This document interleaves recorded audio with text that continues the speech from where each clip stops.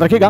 पंडित जवाहरलाल नेहरू ने आर्थिक कार्यक्रम से संबंधित प्रस्ताव हो चाहे मूल अधिकार से संबंधित प्रस्ताव हो, ये दोनों प्रस्ताव तैयार करने वाले व्यक्ति कौन है? पंडित जवाहरलाल नेहरू। अगर बेटा मैं ये पूछ दूं कि बताइए कि पंडित जवाहरलाल नेहरू ने पहली बार भारतीय राष्ट्रीय कांग्रेस की अध्यक्षता कब की? अगर मैं ये प्रश्न कर दूं कि पंडित जवाहरलाल नेहरू ने पहली बार भारतीय राष्ट्रीय कांग्रेस की अध्यक्षता कब की, तो फिर आप इसका आंसर क्या करोगे? ठीक है, मैं आपको बता देता हूं कि पंडित जवाहरलाल नेहरू के जीवन का पहला भारतीय राष्ट्रीय कांग्रेस की अध्यक्षता वाला अधिवेशन 1929 का था, जब इन्होंने कांग्रेस का लाहौर अधिवेशन की अध्यक्षता की थी और उसी अधिवेशन में पहली बार पूर्ण स्वराज की मांग स्वीकार की गई थी भारतीय राष्ट्रीय कांग्रेस के प्लेटफॉर्म से।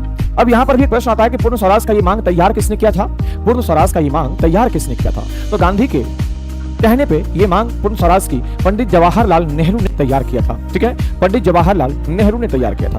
प्रत्येक वर्ष 26 जनवरी को पूर्ण स्वाधीनता दिवस मनाया जाएगा, ये घोषणा किसने करी थी? ये भी प्रश्न तो बन सकते हैं। तो याद रखिएगा 1929 के इसी लाहौर अधिवेशन में जब 31 दिसंबर को रात के 12 बजे रावी नदी के किनारे पंडित जवाहरलाल नेहरू ने तिरंगा झंडा फहराया था, तो उसी वक्त उन्होंने कहा था कि प्रत्येक साल हम लोग क्या करेंगे?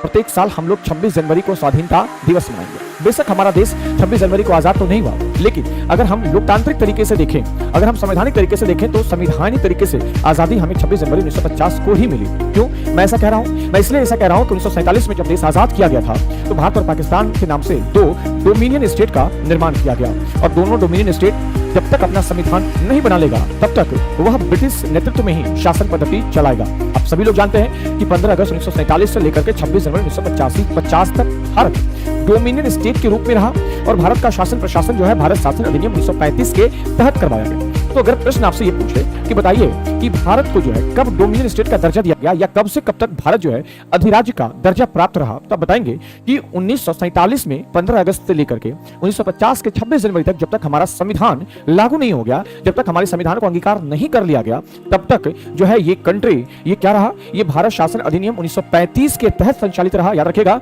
और यहाँ की जो सारी की सारी व्यवस्थाएं थी इस अधिनियम के तहत संचालित रही थी। तो हम ये कह सकते हैं कि ये एक ऐसा पीरियड था जब भारत को डोमिनियन स्टेट का दर्जा इतने दिनों के लिए दिया गया। ठीक है, याद रखिएगा। चलिए, क्योंकि लॉर्ड माउंटबेटन का जो प्रस्ताव आया था उसमें यह बातें स्पष्ट रूप से क्लियर थी कि जब तक दोनों देश का अपना संविधान निर्माण ना हो जाए, तब तक जो है यह देश जो है किस संविधान से चलेगा? तो ब्रिटेन के द्वारा बनाए गए कानून से चलेगा, अर्थात भारत तो 1935 के भारत शासन अधिनियम 1935 के तहत चला था, याद रखिएगा। ठीक है,